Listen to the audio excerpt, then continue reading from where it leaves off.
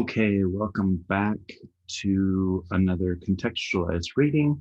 I think that's a better term than straight up lecture for these videos. And we are on to Hamlet Act 2. As usual, feel free to use the video as more of a podcast. There's not a lot visually going on other than my face and my head talking here. It is part of my charge for this course that I'm teaching to not only address the essential Shakespeare plays, but to say some things about the criticism around it and the politics around reading Shakespeare. And I've hinted at that in previous lectures, and I will do more. But towards the end of the reading today, I will do a bit of a diatribe into just some literary theory terms and some movements that happen in literary studies in the later half of the 20th century to give you a little bit of a context for where Shakespeare is where we're at in literary studies and what possible roles or places someone like Shakespeare might be playing in them.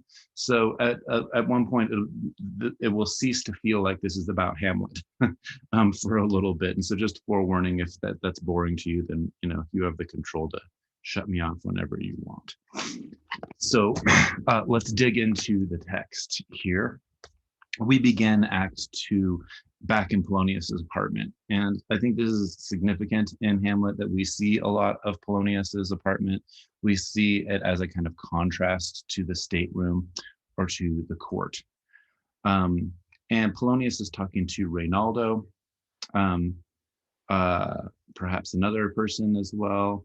And he's giving him instructions on how to spy on Laertes, right? And so one of the things that we can ask is just like, what kind of a father is this? We know that he gave Laertes all this advice. We know that he lectured Ophelia, that he's quite controlling over Ophelia. And here he's sending off someone to slander his son and to see if that will, kind of spread rumors and see if something else will sort of percolate or come to the surface because he wants to find some dirt on his son. Then Ophelia enters and we see that she's distraught. She's had this kind of interaction with Hamlet, surprising.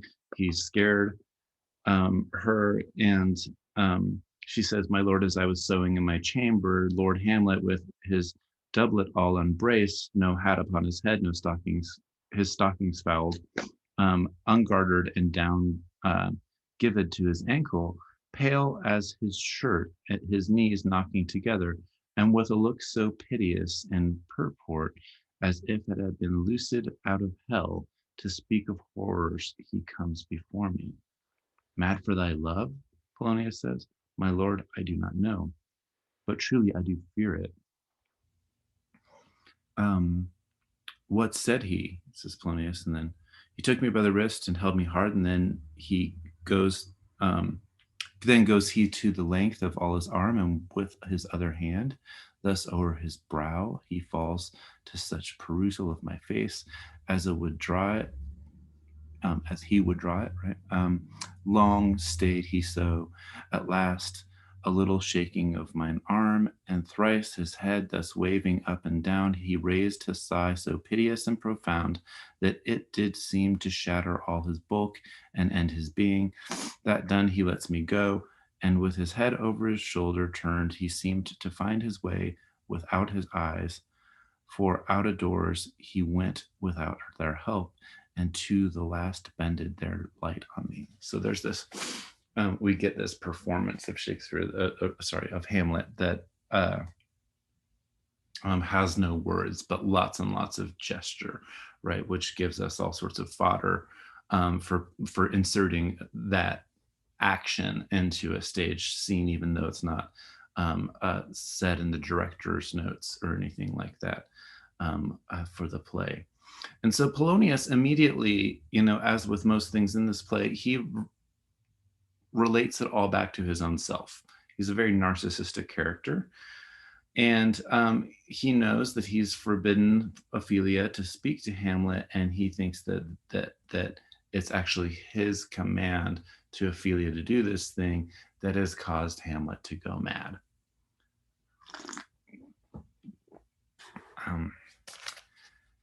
Then we get this shift to scene 2 in Act 2, and we have King Claudius and Queen Gertrude, and they're talking to Rosencrantz and Guildenstern. And what are they doing?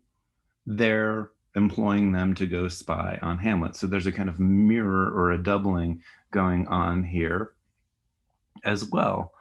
And there's this language around internality and externality. So Claudius says, "Welcome, dear Rosencrantz and Guildenstern. Moreover, that we much did long to see you. The need we have to use you did provoke our hasty sending. Something have you heard of Hamlet's transformation? So I call it, since not the exterior nor the inward man resembles that it was." And so this is kind of a mistake if we contrast it to what Hamlet himself was saying, that these are the trappings and the suits of woe, that he has something inside him that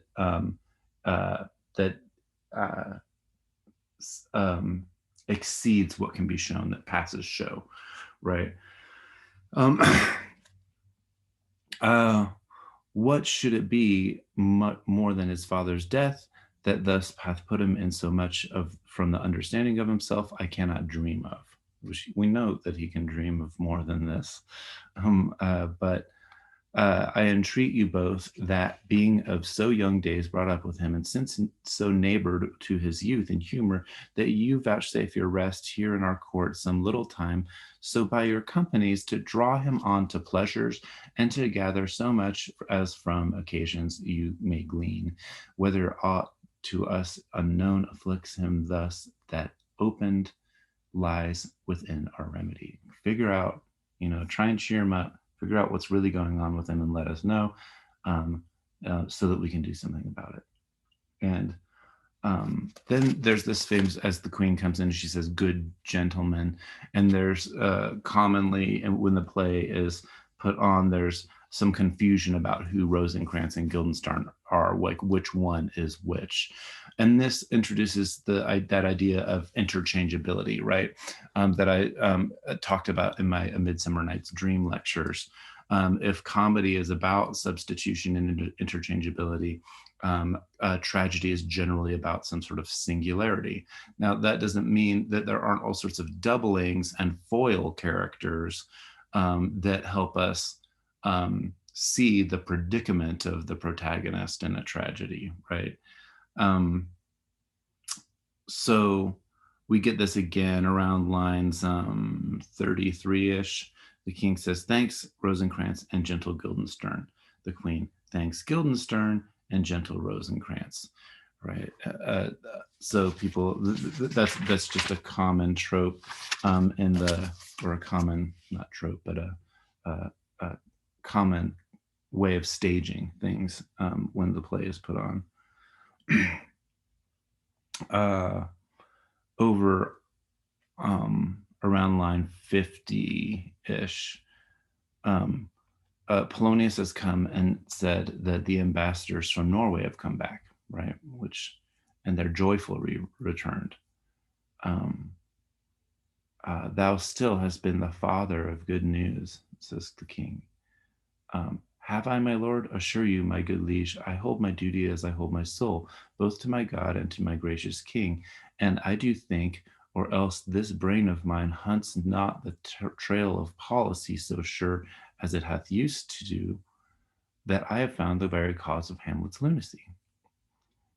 And the king says, "Oh, speak of that. That do I long to hear." And so what I think is important here, and we'll see another instance of it a few lines down, is here these messengers, Cornelius and Voltimand, have gone to talk to Fortinbras's uncle about a possible siege on the state of Denmark. And the king doesn't really seem that interested in it. but he's super interested in Hamlet. Um, uh, and I think that what is being hinted at here is that he knows the fact that he has interceded in some way on Hamlet's own succession to the throne. And so this brings up the question of how old Hamlet is. If he were too young and not of age, then he would still generally be crowned, and then there would be regents. But instead, what Claudius has done is he's gone in and he's married. He's become another husband to Gertrude, which makes him hold the power. And I think that he knows that he's done this, and he's done it with the help of this intriguer, Polonius. Now, the intriguer, the plotter, the policy man that he is, the statescraft, he's very Machiavellian, right? And Shakespeare knows Machiavelli because we know that he knows Machiavelli's work because Machiavelli's name shows up in Shakespeare's own work as well. The master strategist from Rome, writing right about the same time as the Protestant Reformation is getting going, writing The Prince, but also his essays on Livy and ancient Rome. And so I think that this is important, that Polonius is a kind of intriguer, that the king has bought into his advice, and is in league in some way with the nobility, and that will come up later on in the play as well. And the queen does seem to be a little bit out of the loop here. The king comes and he talks to the queen. He says, "He tells me, my sweet queen, that he hath found the head and the source of all your son's distemper." And the queen says, "I doubt it is no other but the main, his father's death, and our over hasty marriage." So she very much knows, right? So back to Hamlet's first soliloquy, we don't know exactly how much time has happened, but they know that what they've done is a big deal, right? And the reasoning that the king gave for the hasty marriage back in Act 1 was this situation with Fortinbras and the state, right? That something almost like position of like, oh, something needed to be done, so I needed to step in, even though we know by the law of the time that this would have been considered incest.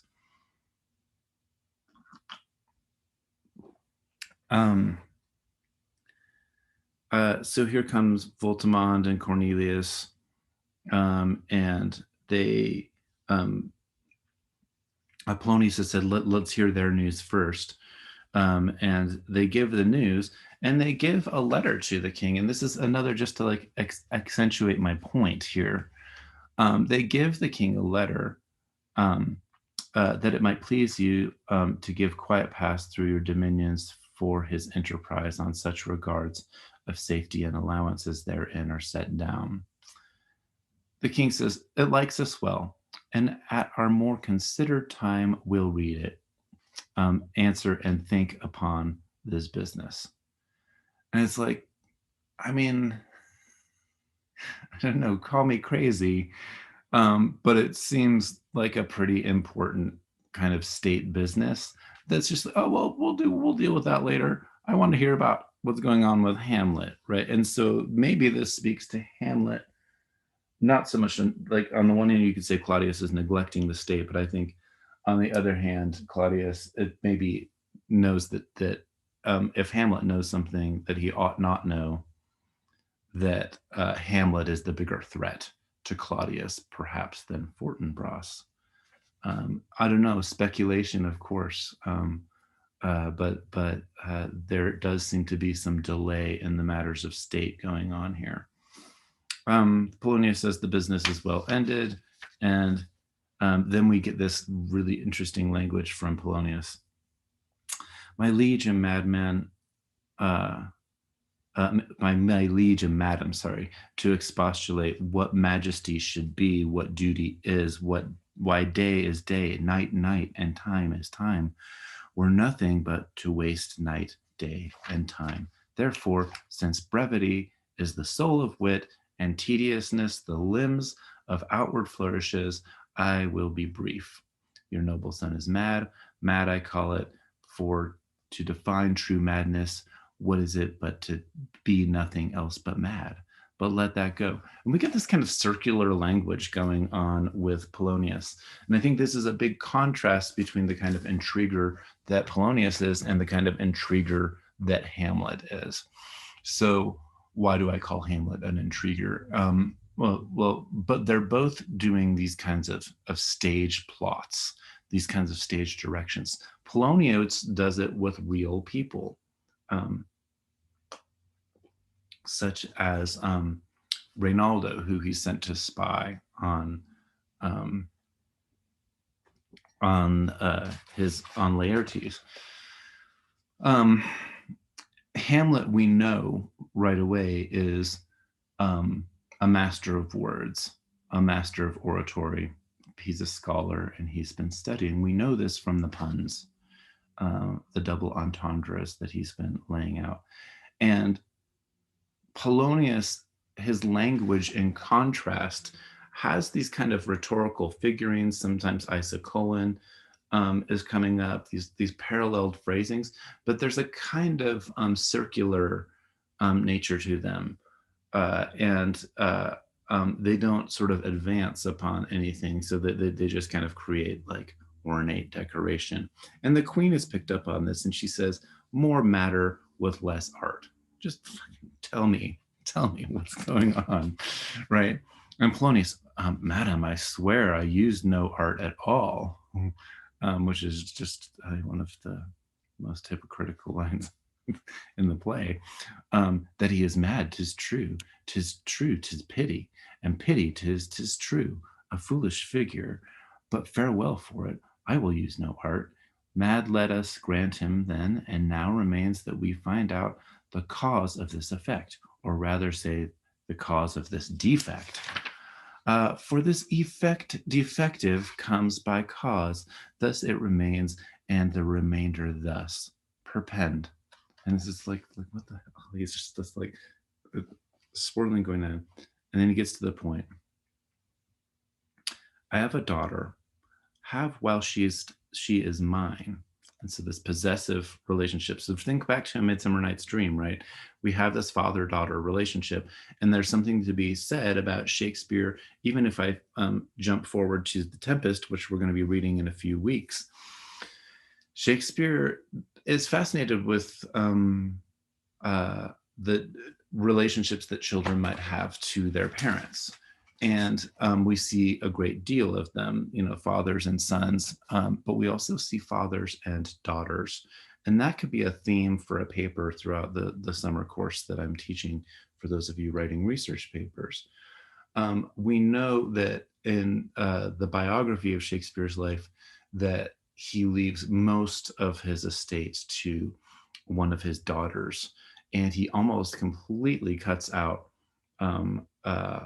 his own wife, Anne. And so much has been made of that in critical terms for what is going on there. But we do see that Shakespeare, I think, has a particular angle of critique for overbearing fathers. It doesn't work out, to be an overbearing father in A Midsummer Night's Dream. And Theseus loosens the law there. Polonius here is another kind of a possessive father as well. And so the language that he uses to talk about Ophelia is really rather disgusting. So then he goes to read this letter. Ophelia, in her duty and obedience, Mark hath given me this, now gather and surmise. And he reads from the letter.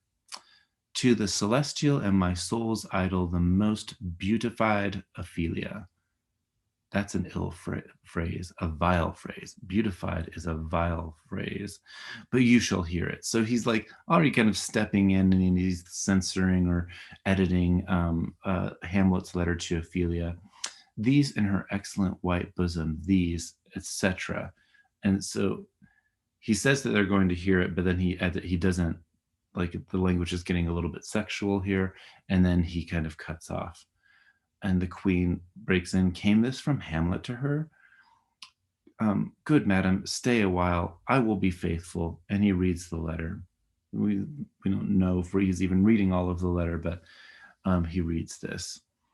Doubt thou the stars are fire, doubt that the sun doth move, doubt truth to be a liar, but never doubt I love. O dear Ophelia, I am ill at these numbers. I have not art to reckon by my groans, but that I love thee best, O most best, believe it, adieu. Thine evermore, most dear lady, whilst this machine is to him, Hamlet. These are really interesting words from Hamlet, even if they're not all of the words that the letter gives us. And they're interesting because we know Hamlet is a master of words. And so here he's admitting to Ophelia that he has a loss for words. He's ill at these numbers. He's not finding the right meter, finding the right meaning. And probably many of us can sympathize with the idea of being in love with somebody and not being able to find the right way to express the immensity of the things that we might feel. But I think the contrast is made more stark in relationship to Polonius here, and this discussion that's been going on with Gertrude around more matter and less art, and this kind of fluffy and airy language that Polonius is using in contrast to Hamlet. And this is going to intensify, I think, throughout the rest of the act as we get to the players as well. And so what I'm trying to point out here is there are many instances in this play that show the tightness of the weave, the tightness of the text or the composition of Hamlet, which many critics have pointed out is evident of Shakespeare's maturity as a writer. And though I will comment again on Emma Smith's really wonderful lecture critiquing the ways that people say that Hamlet projects towards the future and our addiction to 19th century biographical criticism, despite literary studies that says we shouldn't do that, I think that this is a remarkable text in the way that the scenes and the acts refer back to one another. There's a lot of internally going on in Hamlet, which makes it just a rich source to keep digging into. So Polonius comes up with a plan here, and this is Polonius being the plotter, the intriguer that he is, where first of all, he makes it all about himself again, right? You know, Hamlet's mad because I wouldn't let my daughter that I own see him anymore. And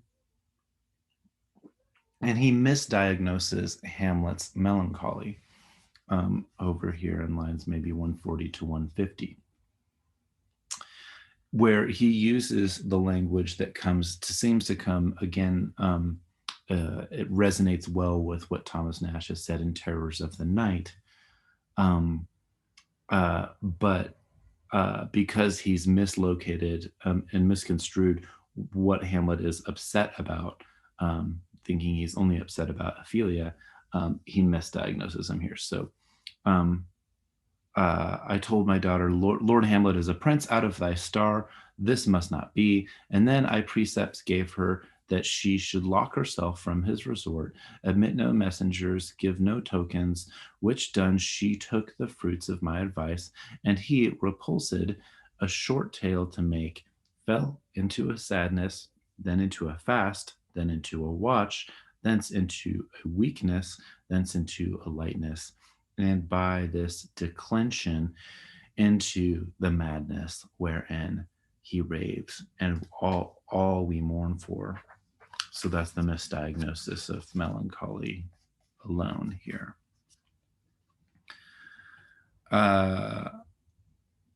Could this be true? The king and queen say. And Polonius comes up with a plan. He says, I'll loose my daughter to him in this language, like that she's a caged animal of some sort.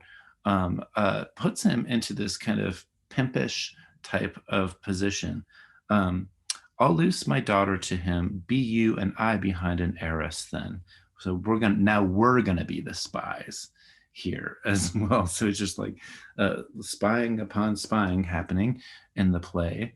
And I've, as I reread this again this summer, I like Hamlet does enter in reading a book, but it's almost like Hamlet has heard what is going on here, just because of the kind of bitterness with which Hamlet deals with Polonius. There's like he seems to really dislike Polonius, and it comes out in the following scene. So the king and queen exit, and Polonius says, "How does my good lord Hamlet?" Well, God of mercy, says Hamlet. Do you know me, my lord? Hamlet says, excellent, excellent. Well, you're a fishmonger, and this is a play not just on a seller of fish, but on a pimp, somebody who would run a house of prostitution or something. Not I, my lord. Then I would you were so honest a man. Honest, my lord.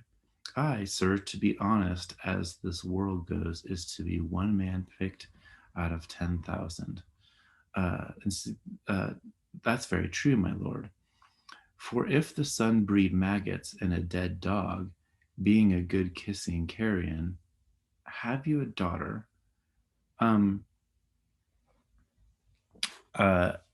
So he's been kind of leading. There's this kind of leading that I think that Hamlet does for Polonius here, and then he breaks in. Have you a daughter? I have, my lord. Let her not walk in the sun. Conception is a blessing, but as your daughter may conceive, friend, look to it. So lots of double meaning here. That let her not walk in the sun refers back to, of course, Act 1, right? I'm too much in the sun. And so it's yet another play on that. And that's what I mean about the tightness of the weave or the tightness of the composition in the play.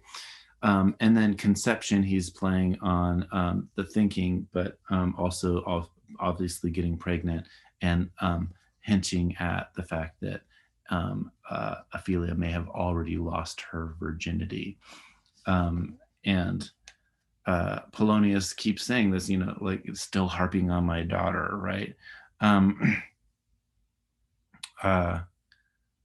Yet he knew me not at first. I said I was a fishmonger. So there's a way that Hamlet talks that Polonius can't quite get at what he's saying. Like when Hamlet is clearly offending or intentionally playing upon Polonius, calling him a fishmonger for real, like Polonius just can't hear it. He doesn't have the ear to hear all of the double entendres and the meaning that's going on. And then what do you read, my lord? Hamlet delivers the most literal message, right? Words, words, words. What is the matter, my lord? Between who? And so Hamlet is playing with language, as he always does here. What's the matter? You read, my lord.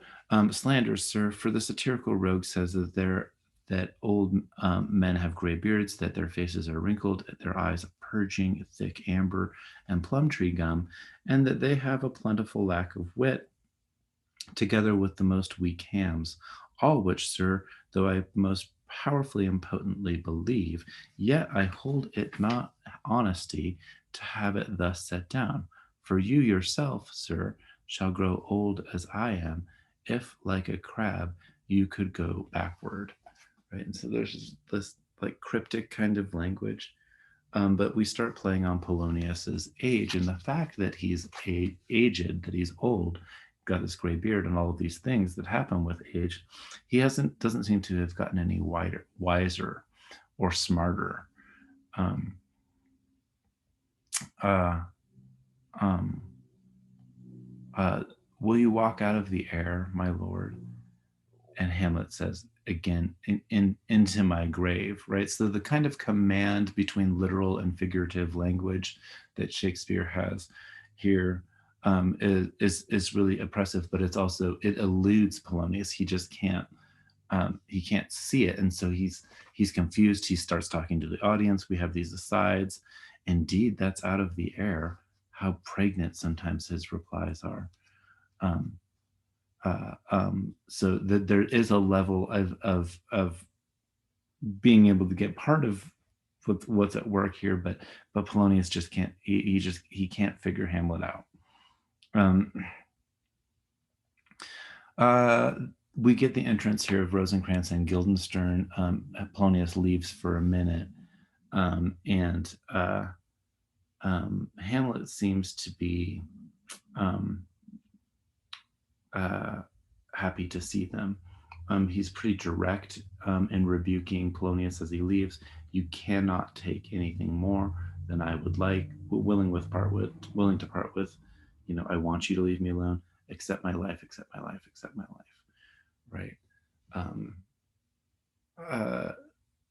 Polonius says, very well, here come, and Hamlet says, these tedious old fools. Rosencrantz and Guildenstern come in, my honored lord, my most dear lord, that kind of interchangeable language. And Hamlet seems kind of happy to see them. And he says, my excellent good friends, how dost thou? Guildenstern, Rosencrantz, good lads, how do ye both? That again can be made to seem like he doesn't quite know which one is which. And Rosencrantz says, as the indifferent children of this earth. Guildenstern says, happy in that we are not over happy. On fortune's cap, we are not the very button. And so this is an important allusion to not just fortune, but to the figure of fortune's wheel, or the wheel of fortune. And you can do image searches on Google for Wheel of Fortune, and you will see a lot of medieval depictions where you have the king at the top of the wheel, the beggar at the bottom of the wheel, and different types of phases in between. And the idea is that fortune will have its way, going all the way back to ancient tragedy. Fortune and the fates, what has been fated and what has been said, is done. It is unchangeable. Even the gods cannot change what the fates have said. Although sometimes it's termed as vates, or the word, the voice of someone like Zeus. So sometimes there's a separation between Zeus and the fates. Sometimes they're together, depending on the context. But Guildenstern and Rosencrantz are saying that they're in the middle of the wheel, right? And so if you contrast the fates with justice, the figure of blind justice. So Fortuna is often depicted as having a blindfold around her eyes as well, but justice has the two scales, and she's weighing the scales, right? So the difference between justice and fate is that justice is a way of trying to keep a kind of balance in the midst of fortune and fate, which is always going to be time just going, and it's rather cyclical, and destruction can happen, awful things can happen with the turning of fortune's wheel. So they say neither Hamlet says, nor the soles of her shoe, neither, my lord. Hamlet says, then you must be about her waist, or in the middle of her favors. Faith, her privates we, in the secret parts of fortune. Oh, most true, she is a strumpet. What's the news? So the playing on Fortuna being a woman, and then a common phrase of fortune being a strumpet. Um, and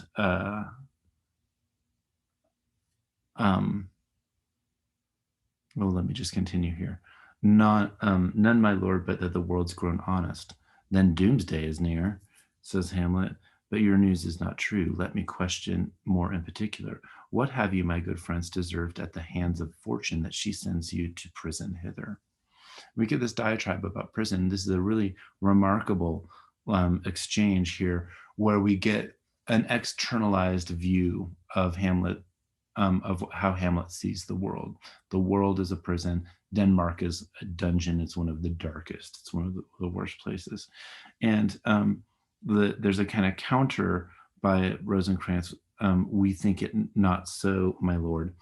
And Hamlet says, why, then 'tis none to you, for there's nothing either good or bad, but thinking makes it so. To me, it's a prison. There's a kind of nihilistic, okay, well, you think whatever you think, and I'll just think what I think, whatever, kind of attitude going on with Hamlet here. Why then your ambition makes it one, too narrow for your mind. Hamlet says, oh God, I could be bounded in a nutshell and count myself a king of infinite space, were it not that I have bad dreams. Dreams is another theme throughout this summer as you're writing or thinking about a research paper, something to track, a theme to track throughout the summer might be dreams, going back to A Midsummer Night's Dream and going back to the overarching question of my class, which is how does Shakespeare in the four plays and the sonnets that we're reading this summer address this question of art's role in society? And dreams were part of it for A Midsummer Night's Dream. Dreams are showing up in relation to melancholy here. Guildenstern says, which dreams indeed are ambition, for the very substance of the ambitious is merely the shadow of the dream. A dream itself is but a shadow, says Hamlet. Truly, and I hold ambition of so airy and light a quality that it is but a shadow's shadow. And they're kind of alluding, like, what is all this language around ambition? It's a place to dig into, I think, more in the text. But is Hamlet's ambition to be king? Is that what they seem to be getting at here? Maybe you're too ambitious and you're bummed out because Claudius came in and stepped in front of you. But they're at the same time, Rosencrantz and Guildenstern are saying that they're happy because they're not ambitious, and it's their lack of ambition that keeps them kind of level on fortune's wheel. And what Hamlet does here amazingly in the next line, so Rosencrantz says, truly, and I hold ambitions of so airy and light a quality that it is but a shadow's shadow. And Hamlet says brilliantly, then our beggars our bodies. Our beggars then are our beggars bodies. Sorry, it's the two R's there.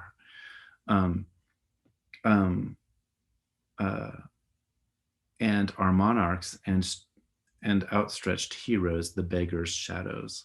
So this way that he reverses, so if you think about, he collapses fortune's wheel, and he actually says that the beggars are the more important, they're the more tangible material, and the monarchs, the heroes, are just the dreams of common people, right? Shall we to the court? For by my faith, I cannot reason. And they say, we'll wait upon you. No such matter, says Hamlet. I will not sort you with these rest of my servants, for to speak to you like an honest man, I most dreadfully attended. But in the beaten way, he asks again. So this is the second time he repeats this version of the question, what are you doing here, right? But in the beaten way of friendship, what make you at Elsinore? To visit you, my lord, no other occasion. And Hamlet knows, like right away, that this is some BS. Beggar that I am, I'm even poorer in thanks, but I thank you. And sure, dear friends, my thanks are too dear a halfpenny. Were you not sent for, Is it your own inclining? Is it a free visitation? Come, come, deal justly with me. Come, come, nay, speak. And again, deal justly with me. Go back to that idea that they're in Fortune's middle parts, but that there's this contrast between Fortuna and justice, right? I think that that's definitely readable within the text of the play. Um, and they know they've been caught. What should we say, my lord? Why, anything but to the purpose. You were sent for, and there's a kind of confession in your looks, which your modesties have not craft enough to color. I know the king and queen have sent for you. He's just being blunt. To what end, my lord? That you must teach me, says Hamlet, but let me conjure you by the rights of our fellowship, by the consonancy of our youth, by the obligation of our ever preserved love, and by what more dear a better proposer could charge you withal, be even and direct with me whether or not you were sent for. It's again like he keeps asking that they finally they're looking at each other. He says, don't look at each other. If you love me, hold not off. And Guildenstern says, my lord, we were sent for.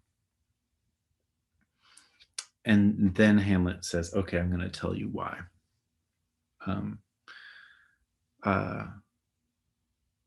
I have of late, but wherefore know I not, lost all my mirth, forgone all custom of exercise, and indeed it goes so heavily with my disposition that this goodly frame, the earth, seems to me a sterile promontory. This most excellent canopy, the air, look you, this brave o'erhanging firmament, this majestical roof fretted with golden fire, why, it appears no other thing to me than a foul and pestilent congregation of vapors. What a piece of work is a man, how noble in reason, how infinite in faculties, in form and moving, how expressed and admirable, in action how like an angel, in apprehension how like God, the beauty of the world, the paragon of animals. And yet to me, what is this quintessence of dust? Man delights, not me, no, nor woman neither, though by your smiling you may seem so. So he thinks they're going to have their minds in the gutter, right? And Rosencrantz says, no, my lord, there is no such thing in my thoughts. Why did you laugh? Because I thought, like, if you delight not in man, what Lenten entertainment the players shall receive? Because we came to the castle with these players, these actors that are coming. And so there's this connection between Hamlet and play acting. Again, if you're taking my course for credit and you're writing papers for me this summer, there's a lot of richness here in this aspect of the play, or this part of the play rather, for how at least Hamlet is conceiving of the relationship of art and acting and playing. And so Hamlet immediately is attracted to this idea of the actors that are coming and the troupe, and who are coming to offer service. We also know that, just in Shakespeare's life at the time, that there's a acting troops needed to have people who were allowing them money to exist or to continue to exist, especially in the mid 1590s when there was something like a plague that had grown that had occurred in London, and then the theaters are shut down. So how do you maintain subsistence? Well, you get benefactors who are rich, who are willing to give you some sort of money to help sustain you. And sometimes you go on the road. When things are really bad, you got to go on the road so that you can get money from different places, because you've used up people's interest in what plays you're putting on in the city. Hamlet says, he that plays the king shall be welcome. His majesty shall have tribute of me. The adventurous knight shall use his foil and target. The lover shall not sigh gratis. The humorous man shall end his part in peace, and the clown shall make those who laugh whose lungs are tickled over sear, and the lady shall say her mind freely, or the blank verse shall halt for it. What players are they? And then we get this conversation about what's happened in recent acting, the so-called War of the Theaters, or the Poetomachia. And this is an allusion to what's actually been happening in London at the time. If you have the nice Broadview edition, they've got a good little insert here on what the War of the Theaters was. There's a there are groups of younger boy actors who are putting on these satirical plays, and part of satire is that you can overdo it, right? As the satirical rogue that Hamlet has referred to earlier in the chapter, that, you know, if you're just making fun of things all the time, making fun of things, then the certain kind of nihilism arises. We don't know what's right or anymore. The game of laughing has just become bitter, and it's we're not laughing anymore. And the groups of younger players or younger boys are delighting in these really biting satirical plays. And for the older actors who are being made fun of, they're missing some of the deeper substance of plays. This ties into Emma Smith's great lecture on Hamlet that says that the play has nostalgic qualities, right? That it's looking backwards. And this is another moment where Hamlet, who's looked back to the time of his father, his purgatorial Catholic ghost of a father, he's looking back as well to a time when art or acting might have meant more. Rosencrantz says, I think their inhibition comes from the means of late innovation. Do they hold the same estimation? So Hamlet's like, they did when I was in the city. Are they so followed? No, indeed they're not. So the actors have fallen upon hard times, which is partly why they're traveling. Rosencrantz says, nay, their endeavor keeps in the wonted pace, but there is, sir, an array of children, little Iases, who that cry out on the top question, and they are most tyrannically clapped for. These are now the fashion, and so be rattle the common stages. So you can't even get your play on stage if you aren't embracing in this kind of surface level or biting satirical humor that the child actors or acting troupes have been putting on. And Hamlet asks, like, well, are they do the boys carry it? You know, are they winning? And Rosencrantz says, aye, they do, my lord Hercules and his load too. And Hamlet immediately associates this shift in fashion for the younger players, the more surface level approach to art, with the king of Denmark, the current king Claudius. It's not very strange, he says around line 346.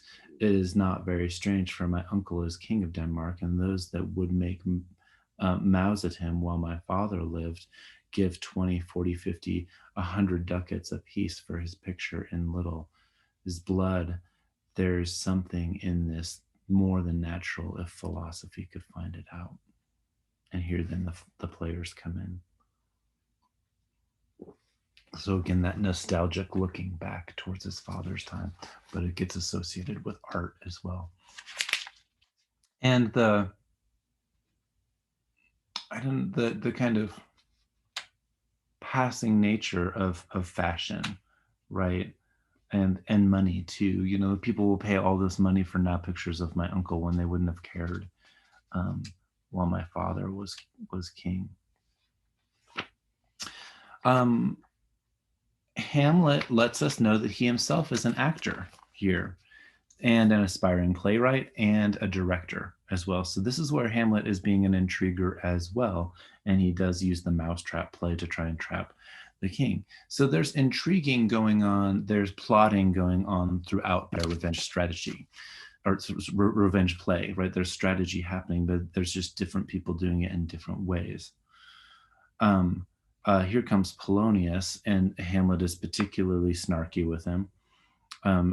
He says to Guildenstern, hark you, Guildenstern, and you too, at each ear a hearer, that great baby you see there is not yet out of his swaddling clothes. So all of this play on Polonius's age, and then Rosencrantz picks up on it. Happily, he is the second time come to them, for they say an old man is twice a child. So they're talking about incontinence in old age and adult diapers, these sorts of um, the kind of joking and making fun of Polonius that is going on.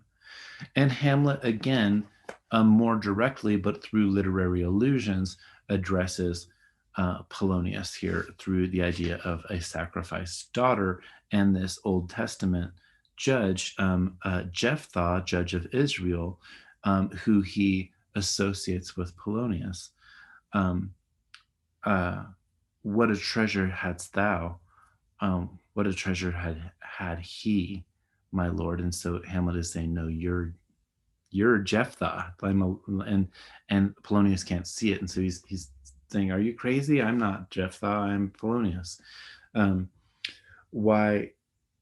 And Hamlet quotes, one fair daughter no more, the which he loved passing well. And then Polonius again aside, still on my daughter. It's really kind of all about me. Am I not in the right, old Jephthah? And if you call me Jephthah, my lord, I have a daughter that I love passing well. But the story, of course, the Old Testament story is that Jephthah has, in his ambition, he has said, if I am able to get what I want, conquer what I want, then when I return home, I will sacrifice the first thing that I see. And the first thing that he sees when he gets home is his daughter. So perhaps a foreshadowing to what happens to Ophelia in the play as well.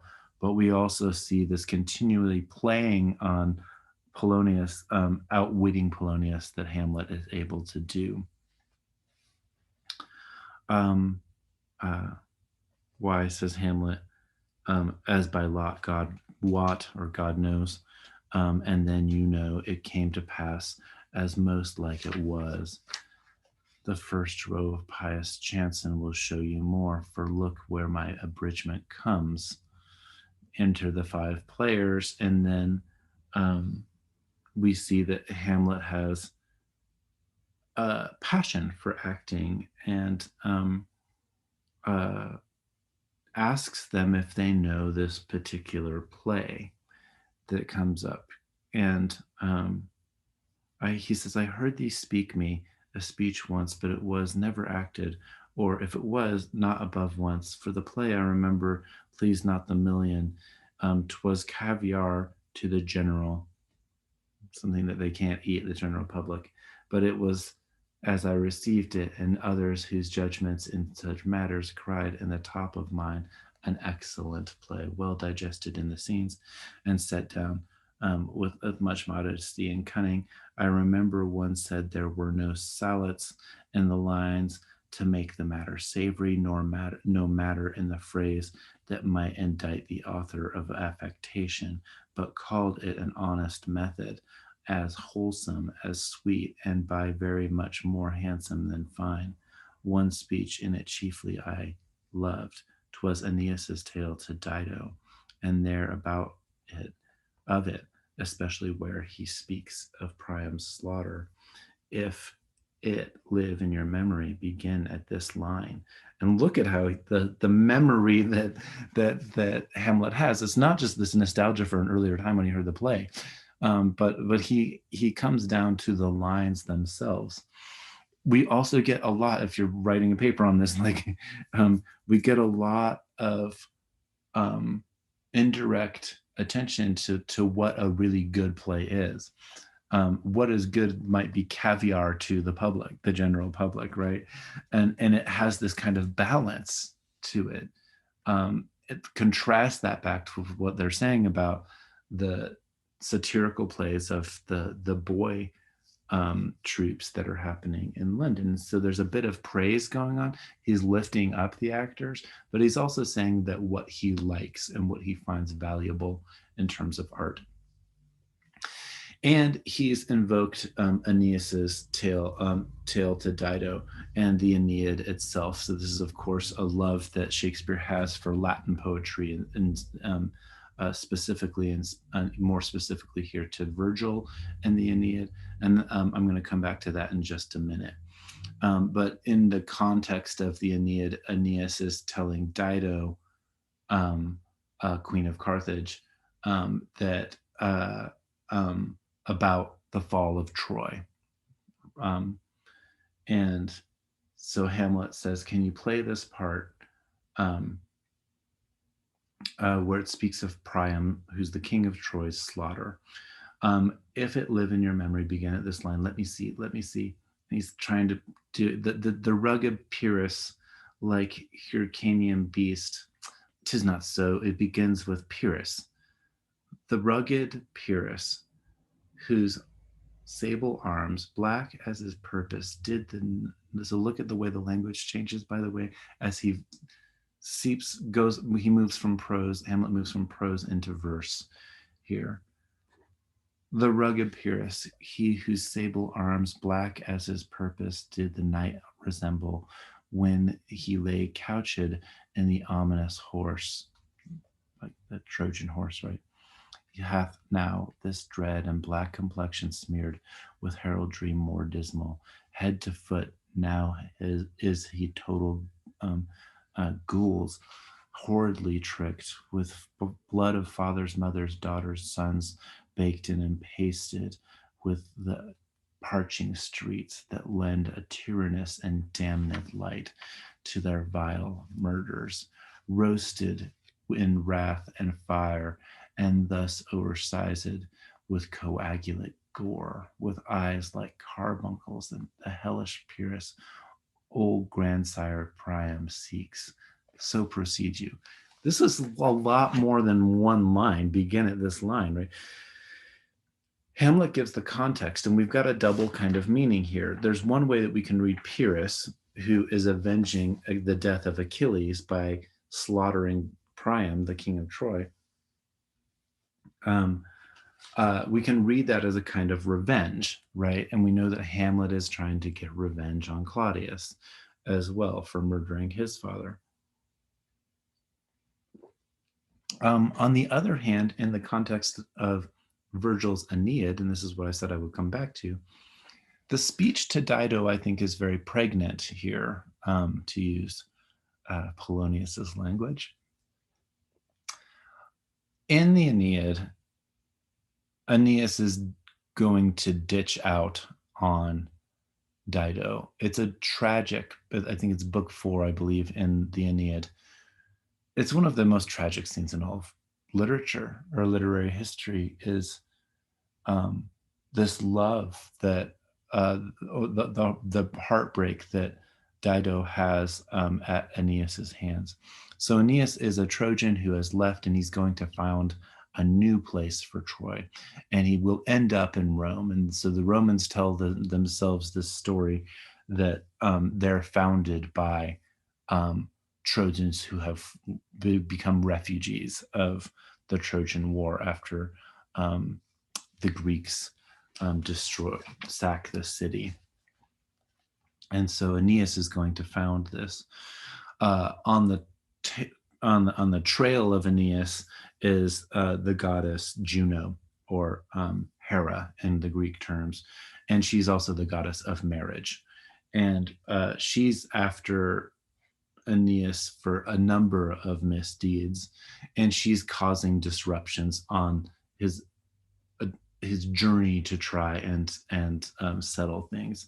He knows that he's fated to settle things, but Juno is the plot of Virgil's Aeneid is the interruptions that Juno is sort of putting in the way of Aeneas getting to where he needs to go, just similarly to Odysseus trying to find his way home in the Odyssey. We know in the first 20 lines or so of the play, or sorry, of the epic poem by Homer, that we know Odysseus gets home, but then we've got like all of these books that are about, it's not about what happens, it's about the journey getting there, right? And which is part of what literary work does. So I think that the fact that Dido is being invoked here becomes really important, that it's a man telling Aeneas, telling his lover, who he is also rebuking, the story of Troy. And what happens is, especially um, what Hecuba, who shows up here in a second. So Polonius here interrupts. He interrupts several times in this scene, and it shows that he doesn't have the same appreciation for art that Hamlet does, and it enrages Hamlet at times. Hamlet has said, "Proceed you," and at first Polonius says, "For God, my lord, well spoken, and with good accent and good discretion." So Hamlet has impressed everybody by saying, like, "Look, I know this really well, and I can act too." The first player says anon, and listen to this epic type of language. Listen to the tense of the language as it's in the externalized action. I think that Shakespeare knows darn well in his mimicry of ancient texts, and what it means to be a good writer isn't to be original, right? It's to show your facility for all of these different modes. But listen to the active language of the epic here. Anon, he finds him striking too short at Greeks. His antique sword, rebellious to his arm, lies where it falls, repugnant to the command. Unequal, unmatched, Pyrrhus at Priam drives, in rage strikes sword, but with the whiff and wind of his fell sword, the unnerved father falls. Then senseless Ilium, seeming to feel this blow, the flaming top stoops to his base, and with this hideous crash takes prisoner Pyrrhus's ear. So we're getting this action scene, right? For lo, his sword, uh, uh, which was declining on the milky head of Reverend Priam, seemed in the air to stick, so as a painted tyrant Pyrrhus stood, and like to a neutral to his will and matter, did nothing. And if you ever get a chance to read Virgil's Aeneid, you can really see what Shakespeare's doing and kind of mimicking the language. You can think of it like even like a Japanese animation. Sometimes like it will do a freeze frame when somebody's like doing in the middle of an action or something, and the freeze frame builds up the emotion of the scene. You can see this in ancient poets as well, and Shakespeare has put this into Hamlet and put this into the first player, but it's a retelling, and it builds up to this apostrophe to fortune. And this is again the tight wovenness of the play that I'm really harping on in my last two lectures, which I know are long, but I really want people to see the richness of what's going on in the text. Okay, so, but as we've often seen against some storm, a silence in the heavens, the rack and stands still, the bold wind speechless, and the orb below as hush as death, anon the dreadful thunder doth rend the region. So, after Pyrrhus's pause, aroused vengeance sets him to work, and never did the Cyclops' hammers fall on Mars, his armor forged for proof etern with less remorse than Pyrrhus's bleeding sword now falls on Priam. This long, extended simile harkens all the way back. If you ever read the Odyssey and the Iliad, this kind of language happens all the time. Extended similes, just like blah, blah, blah, blah, blah, blah, blah, like this big, elaborate description. So blah blah blah blah blah blah blah blah blah blah, and multiple lines long, and it builds the drama of the verbal storytelling of ancient poetry, and then we get these ending lines here. Out, thy strumpet fortune. This is the apostrophe where the language turns and it directs itself to fortune and to gods. An apostrophe is a kind of speech that talks to something that's not there, just like the punctuation mark, the apostrophe stands in for something that's not there, right?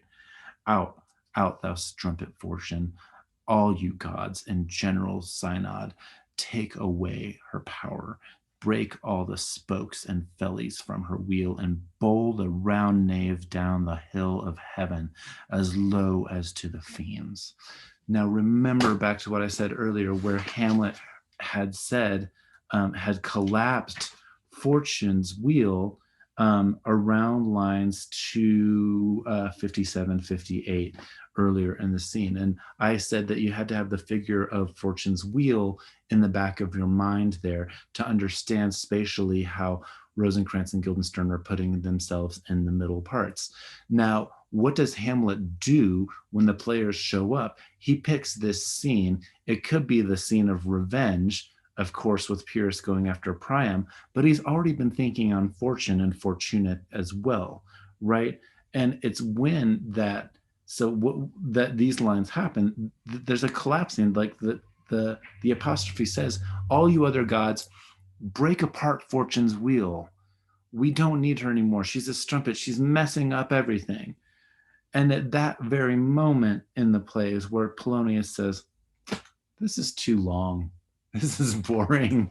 And it just shows his like complete inability to not only to perceive maybe there's a grander scheme that Hamlet has going on here, but it's this inability to hear sonically, to appreciate the text of the play or what's going on itself. All he can do when he applauds Hamlet, well spoken, with good accent and good discretion. It's this external elocutionary rhetoric, which was very much part of the rhetoric of the time. How to be well spoken. You would go to classes. There are books on this sort of stuff. How to hold yourself and speak well when you are in front of other people. But he's missed the point. It's all external, I think, for Polonius. Hamlet, this enrages Hamlet, of course, and he says, it shall to the barbers with your beard. Prithee, say on, he's for a jig, a tale of bawdry, or he sleeps. Say on, come to Hecuba. He knows what he's doing. Hamlet already has this whole scene in his head. The first player says, but who, oh, who had seen the mobled queen? Hamlet, the mobled queen. Right, the veiled, muffled queen. That's good. Mobled queen is good, says Polonius. So now he's okay, well, I'll be a good boy. Right? First player, run barefoot up and down, threatening the flames with bisen room, a clout upon that head where late the diadem stood, and for a robe about her lank and all o'er-teemed loins, a blanket in the alarm of fear caught up. Who had seen this? Who this had seen, with tongue in the venom steeped 'gainst fortune's state, would treason have pronounced. But if the gods themselves did hear her then, when she saw Pyrrhus make malicious sport, and mincing with his sword her husband's limbs, the instant burst of clamor that she made, unless things mortal move them not at all, would have made milch the burning eyes of heaven and passion in the gods. Again, that's the scene that Hamlet is going for, but it plays back into that. Get the gods to call fortune off, to call fortune a trumpet or a strumpet, to make something different happen with fate. And here it's Hecuba, right? The queen of Troy, Priam's wife. But we think back to, this is actually a scene from a play where Aeneas is telling the story to Dido, whose heart he will break. And Dido is being figured on top of Hecuba here as well. So there's possibly another allusion forward to Ophelia, who has a background role throughout this act as well. Again, Polonius breaks in here. Look where he has not turned his color and has tears in his eyes. Prithee, no more. He can only see the external. He can't see the meaning. He's like, oh, was this like, oh, he's let the emotions overwhelm him, right? Remember, this is what Socrates had said. This is the problem with art, is that it gets us into a passion. It gets us into a rage. And it can be bad for society because it riles up all of our emotions, just as the emotions of the gods are supposed to be riled up in this passage, right? A passage that says, like, we should all complain, we should strive against, like we should break fortune's wheel, if possible. And Hamlet is accepting here of the end. He says, "'Tis well, I will have thee speak out the rest of this soon." And he says to Polonius, treat these people well, right? Upon your life. There's just not even a veiled threat here. After your death, you were better have a bad epitaph than their ill report while you live. And he says they are the abstracts and brief chronicles of our time. So this is something that Hamlet tends to value in art. Then he asks them about the play of the murder of Gonzago, as well. In Smith's lecture, she reveals that what we will see are references to the Spanish tragedy by Thomas Kyd, which was a famous play that everybody in Shakespeare's audience would have known.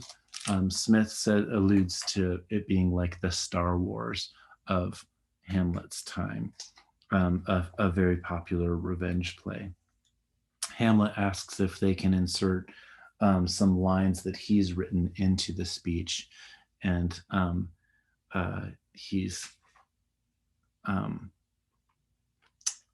so he's already got some idea in his head, and then everybody leaves, and we're left with Hamlet alone, and we're going to get to his second soliloquy here. So remember, the first soliloquy I had said was kind of externalized. Yes, oh, that this too solid flesh would melt, thaw, and resolve itself into a dew, or that the everlasting had not fixed his canon against self-slaughter. So there's this kind of suicide ideation going on for Hamlet, but it immediately turns into this nostalgic reminiscing on how great the love of his father was to his mother. He might not beteem the winds of heaven visit her face too roughly. Soliloquy 2 is much more of a self-rebuke. And I'm going to read it out because the language is so dear to me. Now I am alone. Oh, what a rogue and peasant slave am I. Is it not monstrous that this player here, but in a fiction and a dream of passion, could force his soul so to his whole conceit, that from her working all his visage wand, tears in his eyes, distraction and aspect, a broken voice, and his whole function suiting with forms to his conceit, and all for nothing, for Hecuba? What's Hecuba to him, or he to Hecuba, that he should weep for her so, or that he should weep for her? What would he do had he the motive and the cue for passion that I have? He would drown the stage with tears and cleave the general ear with horrid speech, make mad the guilty and appall the free. Confound the ignorant and amaze indeed the very faculties of eyes and ears. Yet I, a dull and muddy-mettled rascal, peak like a John o' dreams, am pregnant of my cause, and can say nothing, no, not for a king upon whose property and most dear life a damned defeat was made. Am I a coward? Who calls me a villain? Breaks my pate across, plucks my beard and blows it in my face, tweaks me by the nose, gives me the lie in the throat as deep as to the lungs. Who does me this? Ah, his wounds. I should take it, for it cannot be, but I am a pigeon-livered and lack gall to make oppression bitter, or ere this I should have fatted all the region kites with his this slave's offal. Bloody body villain, remorseless, treacherous, lecherous, kindless villain, O vengeance! Why, what an ass am I! This is most brave, that I, the son of a dear father murdered, prompted to my revenge by heaven and hell, must like a whore unpack my heart with words, and fall a cursing like a very drab, a scullion, a kitchen servant. Fie upon it, foe about my brain. Think, my brain, what should I do? What can I do here, right?